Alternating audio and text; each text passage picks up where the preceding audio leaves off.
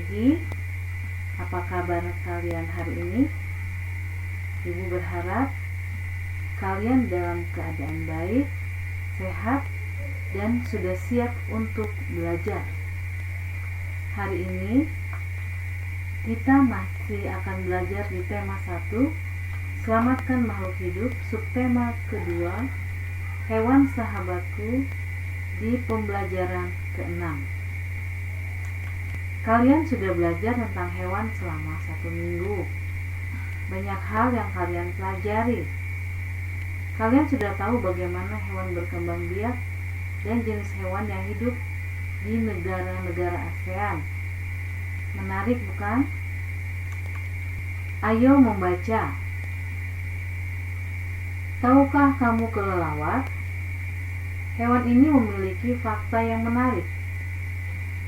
Kelelawar memiliki indera pendengaran yang sangat baik, lebih baik daripada manusia.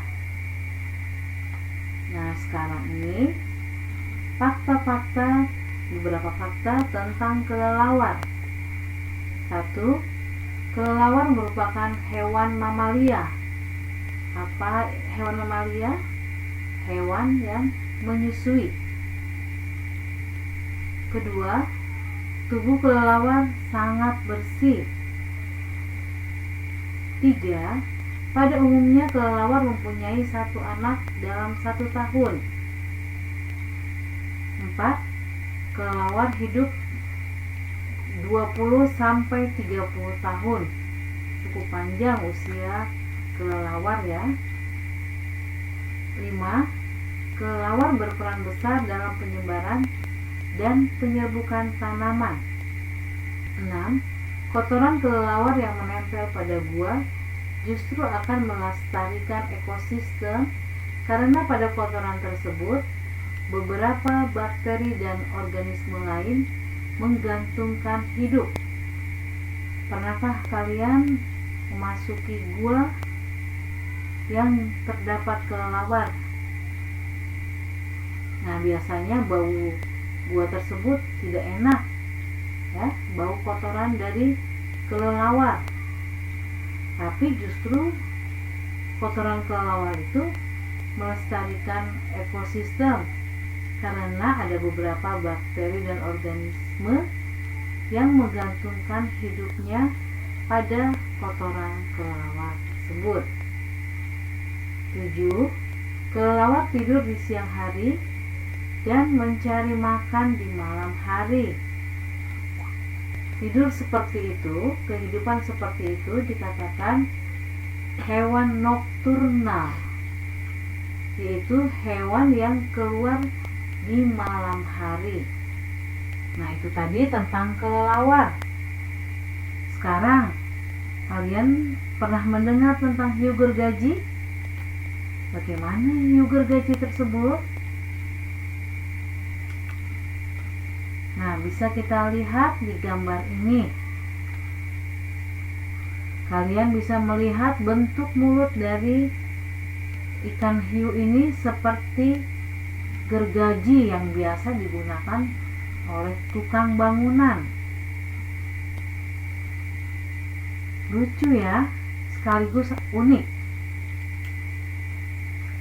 Nah, sekarang kita akan membaca tentang hiu gergaji.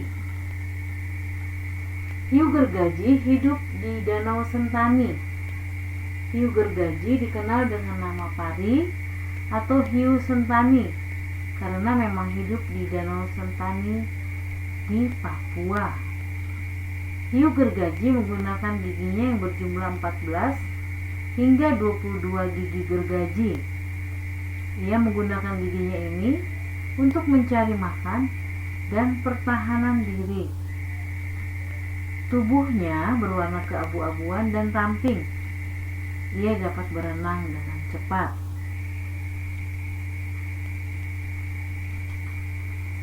Sekarang kita akan mencari tahu apa ide pokok dan kesimpulan dari kedua paragraf dari hiu gergaji tadi. Nah, kita setelah membaca mengetahui ide pokoknya itu adalah asal dari hiu gergaji. Jadi kesimpulannya akan memperjelas lagi bahwa hiu gergaji berasal dari Danau Sentani, Papua. Selanjutnya di paragraf kedua, jika kalian membaca dengan seksama, maka kita bisa melihat ide pokoknya adalah jumlah gigi hiu gergaji dan kegunaan dari giginya. Nah, kesimpulannya, gigi hiu gergaji berjumlah 14 sampai 22 digunakan untuk mencari makan dan mempertahankan diri. Hiu gergaji bisa berenang dengan cepat. Sekarang ayo menulis. Siti dan teman-temannya diundang menghadiri acara syukuran di rumah Udin. Di sana banyak makanan. Di meja sebelah kiri ada ayam goreng, sate ayam dan ikan bakar. Di meja sebelah kanan terlihat ada rendang dan soto ayam.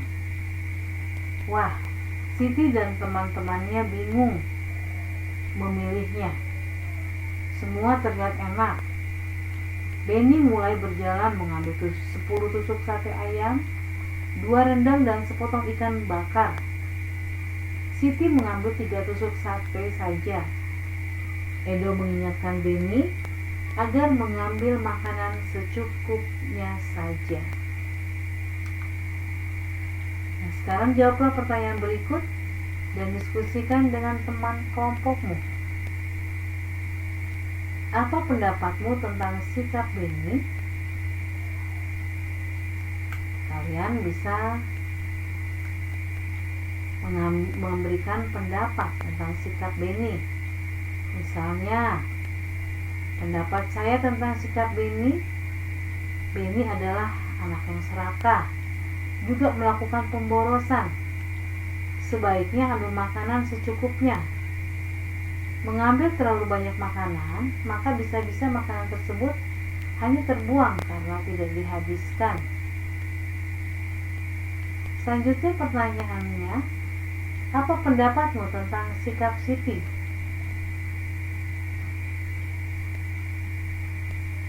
Pendapat saya mengenai sikap Siti adalah Siti orangnya bijaksana dan tidak terbawa hawa nafsu, karena ia mengambil makanan secukupnya saja, yakni 3 tusuk sate. Sikap ini bijaksana sebab jika mengambil terlalu banyak makanan, maka bisa-bisa makanan tersebut hanya terbuang karena tidak dihabiskan. Dengan mengambil secukupnya, Siti terhindar dari perbuatan mubazir. Selain itu, apabila Siti merasa kurang, maka tentu ia bisa mengambil lagi. Ini lebih baik daripada mengambil banyak lantas dibuang. Pertanyaan selanjutnya, apa pendapatmu tentang sikap Edo? Pendapat saya mengenai sikap Edo adalah orang yang bijaksana, sebab ia mengingatkan temannya Benny agar tidak mengambil makanan terlalu banyak yang bisa berujung pada perbuatan mubazir. Benny sendiri mengambil 10 tusuk sate ayam, 2 rendang, serta sepotong ikan bakar. Makanan yang terlalu banyak ini tentu akan terbuang jika Benny tak sanggup menghabiskannya. Nah, kembali kita akan memahami kelima sila Pancasila berikut. Pertama, ketuhanan yang Maha Esa. Kedua, kemanusiaan yang adil dan beradab. 3, persatuan Indonesia. 4, kerakyatan yang dipimpin oleh hikmat kebijaksanaan dalam permusyawaratan perwakilan. 5, keadilan sosial bagi seluruh rakyat Indonesia. Sila terakhir Pancasila yang berbunyi keadilan sosial bagi seluruh rakyat Indonesia ini memuat nilai-nilai sebagai berikut. 1. Perilaku yang adil harus diterapkan baik di bidang ekonomi, sosial, dan politik. 2. Hak dan kewajiban setiap orang harus dihormati. 3. Perwujudan keadilan sosial bagi bangsa Indonesia. 4. Tujuan rakyat Indonesia yang adil dan makmur. 5. Mendukung kemajuan dan pembangunan negara Indonesia. Apakah yang dilakukan oleh Beni sesuai dengan sila kelima Pancasila? Beni melakukan pemborosan dan hal tersebut tidak baik bagi lingkungan dan keberlangsungan hidup orang banyak. Pemborosan yang dilakukan Beni dapat berakibat langkanya sumber makanan. Bersikap adil, menghormati hak-hak orang lain, suka memberi pertolongan, tidak boros, tidak bergaya hidup mewah, tidak merugikan kepentingan orang lain, suka bekerja keras, dan menghargai hasil karya orang lain adalah merupakan contoh penerapan sila kelima. Sekarang, carilah 3 contoh perilaku atau sikap dalam kehidupan sehari-hari yang sesuai dengan nilai-nilai sila kelima Pancasila yang tadi Ibu bacakan.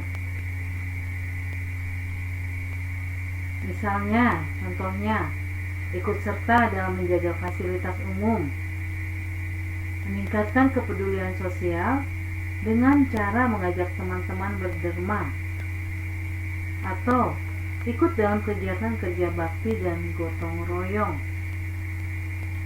Nah, dari contoh-contoh yang tadi Ibu sebutkan, kalian bisa menerapkannya dalam kehidupan kalian sehari-hari.